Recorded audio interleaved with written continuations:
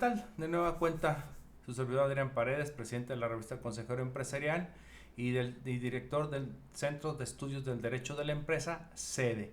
Hoy con una cápsula que también es un complemento para los diplomados, seminarios y cursos que tenemos en materia de derecho impositivo o derecho fiscal. Voy a hablar de la figura de la prescripción como una de las formas de extinción de las obligaciones fiscales. Esta se encuentra en el artículo 146 del Código Fiscal de la Federación, mismo que establece en primer orden que las obligaciones fiscales prescriben en un plazo de 5 años. Es lo que nos establece el primer párrafo. Nos vamos al segundo párrafo y nos establece que cómo va a ser ese cómputo, es decir, qué va a pasar para llegar a esos 5 años y quedar libres del cumplimiento de una obligación fiscal. Y aquí hago un paréntesis. Recordemos que en el ámbito civil tenemos dos tipos de obligaciones, las positivas y las negativas. Las positivas son las que nos liberan de obligaciones o se adquieren derechos por el simple transcurso del tiempo. Y las negativas son aquellas que nos liberan del cumplimiento de obligaciones, que es a la que se refiere este artículo 146. Ahora, su segundo párrafo voy pautando un poco con el texto. Dice, el término de la prescripción se inicia a partir de la fecha en que el pago pudo haber sido legalmente exigido. Y aquí hay algo muy importante. Pensemos, tengo ya la resolución, me la notifican hoy, 8 de abril. ¿Cuándo serán los 5 años para decir que prescribió? El 8 de abril del 2025, hablando de 2001, 2021, 2022, 2023, 2024, 2025. ¿Sería el 8 de abril de 2025 o el 9 de abril para estar más de los 5 años? Aquí hay algo muy importante. Me notifican el día de hoy. Ayer me dejaron citatorio, hoy me notifican. ¿Cuándo surte efectos? Hablando de notificación personal, de acuerdo al 135 del Código Fiscal de la Federación, al día siguiente, es decir, el día lunes, surte efectos. ¿Sí? Entonces, ¿cuándo es el día 1? El día martes. Entonces, ese martes 12 de abril, si no me equivoco en el conteo, 9, 10, 11, el 12 de abril,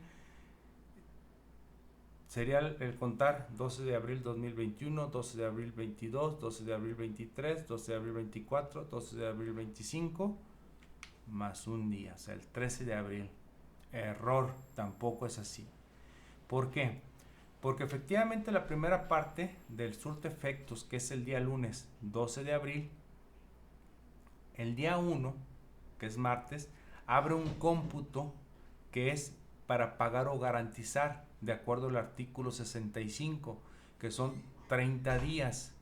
Ahí sí va a contar días hábiles. Y de manera hipotética, esos 30 días equivaldrían a lo mejor, estaríamos hablando el 30 de mayo. Y toma en cuenta que es 13 de abril, le sumo 30 días hábiles y me cae el 30 de mayo. Ok, a partir del día 31 ya estamos en lo que le denominamos ante un crédito fiscal exigible, porque en el lapso del 13 de abril al 30 de mayo es el espacio que me da el artículo 65 del Código Fiscal para pagar o en su defecto garantizar. Nada tiene que ver, simplemente es coincidente con el plazo que se tiene para presentar medios de defensa. Pero eso es cuenta por aparte. ¿Sí? Es un cómputo independiente. Ahorita estamos hablando nomás para efectos de prescripción. Entonces, si el 30 es cuando terminan los 30 días que tengo para pagar o garantizar, y a partir del día 31 ya es exigible, quiere decir que el 31 de mayo del 2025, al día siguiente es cuando ya se vuelve exigible y cuando ya estamos en este supuesto para decir legalmente exigido. Entonces, ¿cuándo puede ser legalmente exigido? Hasta el 31 de mayo de 2020. A ese punto se cuentan los 5 años y llegamos al 2025. Luego dice, también la prescripción se puede oponer como excepción en los recursos, es decir, si llega la autoridad a requerirme el pago de un crédito fiscal que ya prescribió, en mi medio de defensa, llámese recurso de revocación o juicio contencioso, dentro de mis agravios o conceptos de impugnación respectivamente, podré señalar que se ha configurado la prescripción, aportando los elementos que al terminar este artículo van a poder ustedes saber a cuáles hay que recurrir para oponer a la acción de cobro. Bien, dice, el término para que se consuma la prescripción se interrumpe con cada gestión de cobro. ¿Qué quiere decir interrupción? Ok, yo lo pongo muy sencillo. Cuando escuchemos en la ley que un cómputo se suspende es como ponerle pausa, ¿sí? Pero cuando hablemos de interrupción, es decir, llevo 1, 2, 3 y hay una gestión de cobro por parte de la autoridad. Otra vez, pasando a la gestión, empezamos 1, 2, 3, 4 y otra vez llega otra gestión de autoridad y otra vez 1, 2, ¿sí? Esto antes era, hasta el 2014, era ilimitado, podrías tener toda una vida que te estés vivo o con el estigma de ser un deudor fiscal. Afortunadamente, con esta reforma del 2014, si no mal me equivoco, se establece una limitante en el último párrafo que dice: el plazo para que se configure la prescripción, en ningún caso, incluyendo cuando éste se haya interrumpido, podrá exceder de 10 años contados a partir de que el crédito pudo ser legalmente exigido. En dicho plazo no se considerarán, ojo, esto es muy importante, los periodos en los que se encontrará suspendido por las causas previstas en este artículo. O sea, la prescripción, en primera característica, no se interrumpe, pero excepcionalmente, que ahorita es lo que continúa, se puede suspender. Entonces, la interrupción con estos cortes que puse ahorita, corta, empezamos otra vez, corta, no puede superar la suma con todo y cortes de 10 años. Esto es lo único que nos dejó 2014 de una manera satisfactoria o a favor de los contribuyentes o de la certeza jurídica. Continúo. Dice, entonces se va a interrumpir por cada gestión de cobro o cualquier acción que haga el deudor reconociendo la deuda. Puede ser que esté transcurriendo el tiempo y yo pido mi estado por escrito a través del buzón tributario, a través de declaraciones, mi estado de adeudos, y pues al momento que me lo pido, pues ahí me lo da con esa autoridad, pues bueno, no me lo está haciendo gestión de cobro, pero a raíz de mi actividad de solicitud estoy haciendo sabedor y por ende se acciona la interrupción y otra vez tendría que contar como lo habíamos platicado. Y para efectos de este artículo se entiende gestión de cobro cualquier acto dentro del procedimiento administrativo de ejecución que se lleve a cabo, cualquiera, ya sea el mandato de requerimiento nada más o ya el requerimiento de pago y aparte el requerimiento de embargo. Cualquiera de esos dos son más que suficientes para que se configure la gestión de pago. Aquí hago una correlación porque esta es la prescripción para un crédito fiscal y en economía, por principio de economía legislativa, en el artículo 22, fracción 15ª, también aplica para los derechos que tenemos los contribuyentes con nuestros saldos a favor para reclamarlos al fisco. Es decir, los créditos fiscales a favor del contribuyente también prescriben y te señala ese 15º párrafo, parafraseándolo un poco.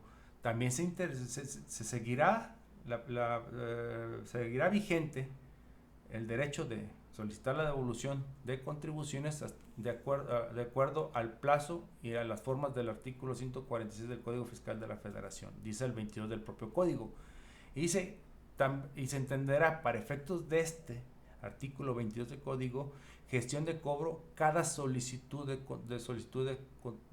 devolución de contribuciones.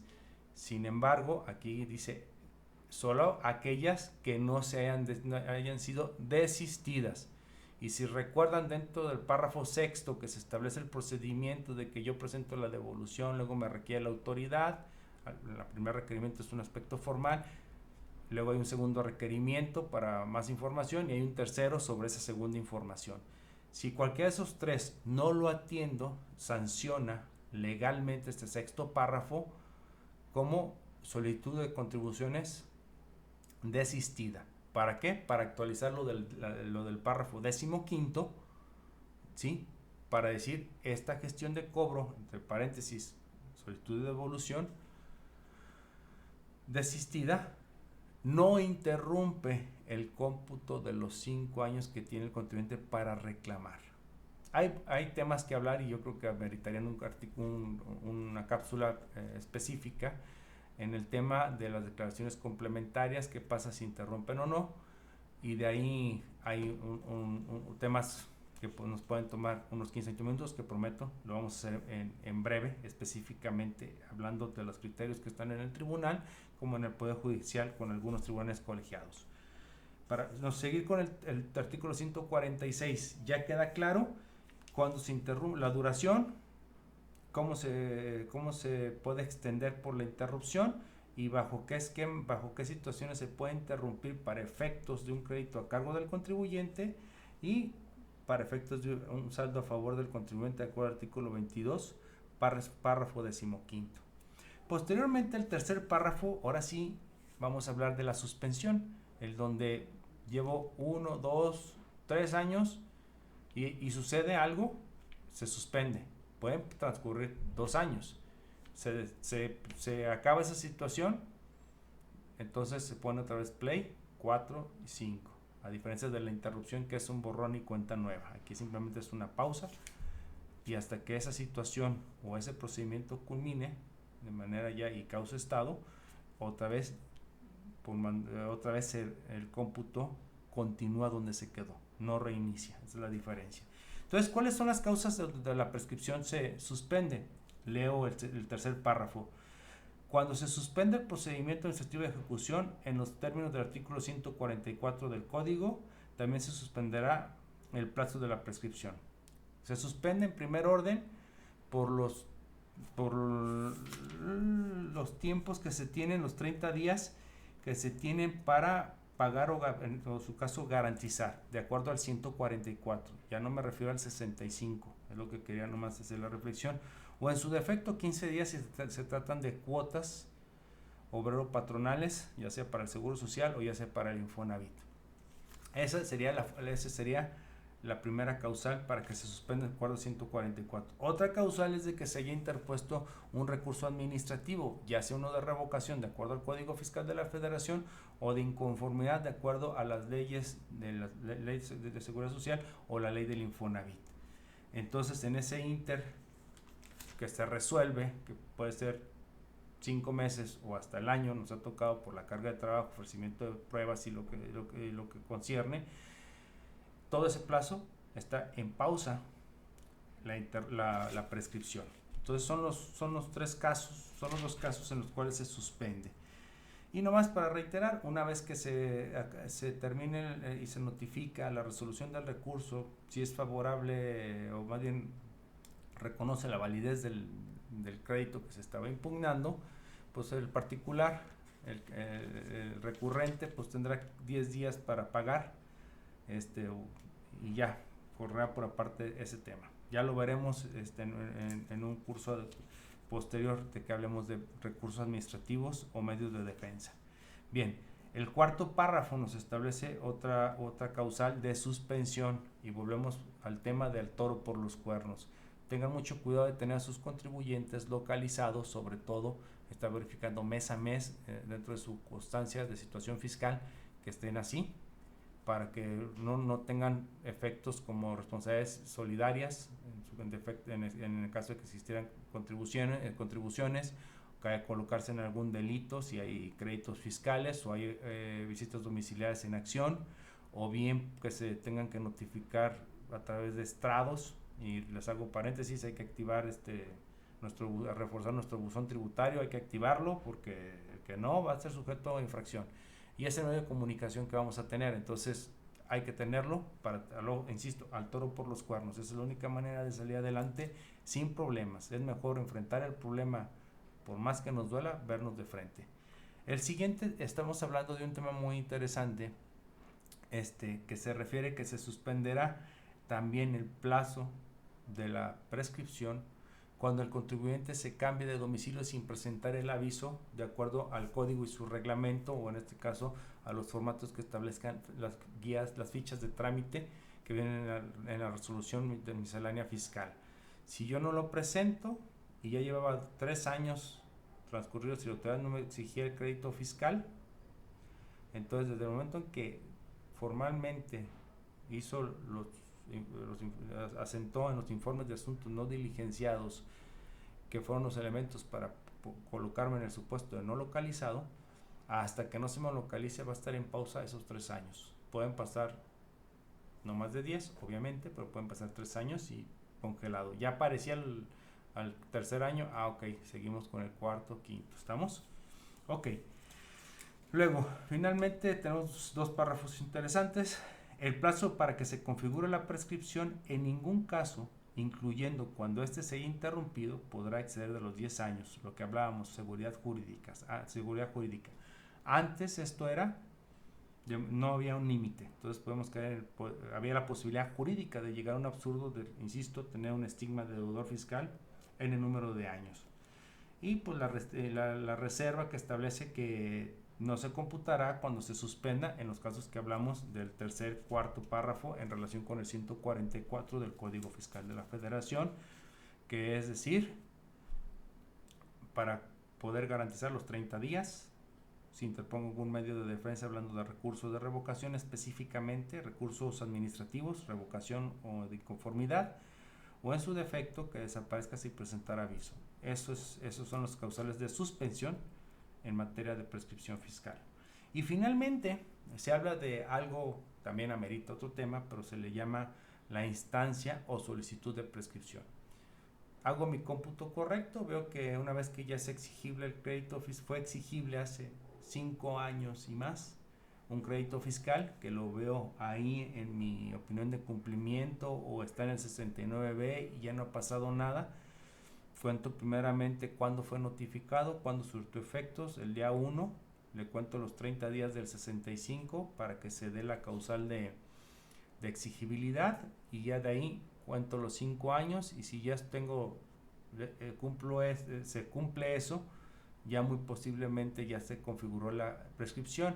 Entonces, para que me quiten de deudor fiscal de acuerdo al listado del 69 del Código Fiscal de la Federación, pues tendré que solicitar a través de la instancia de prescripción, de solicitud de prescripción del crédito fiscal, y de esa manera, ya teniendo la resolución que me confirme de ser el caso, con ese hacer el procedimiento correspondiente para que se me dé de baja e incluso de buró de crédito. Esto es muy importante, sean muy conscientes en el cómputo, lean el artículo después de ver esta cápsula para que complementen bien sus ideas, y no vaya a ser que ustedes accionen la instancia de solicitud de declaratoria de prescripción, cuenten mal, y lo único que va a pasar es que van a darle reconocimiento por parte del deudor de la existencia de la deuda y van a interrumpir, y en lugar de ayudar, perjudicamos. Hay que ser muy cautos en esto. Es importante para que nos quiten de las listas, tanto de la lista roja, que es del 69, como deudor, así como del buró financiero. Entonces, el buró de crédito, perdón. Entonces, tengan mucha atención. Es una figura sencilla, bonita, agradable, jurídicamente hablando. Hay que ponerle mucha atención. Les agradezco mucho su atención. Les recuerdo que nos sigan en redes sociales. Recuerden darnos un like. Y en YouTube síganos como Consejero Empresarial, como Coem TV o Consejero Empresarial TV. Suscríbase, oprima la campanita para que le llegue de inmediato aviso cuando subamos contenidos. Y sobre todo, escúchenos en podcast, ya sea en Spotify, iTunes o iVoox para la plataforma Android. Y bueno, finalmente solamente les digo, síganos en redes sociales, si no vamos por ustedes, lo saben. Nos vemos, chao.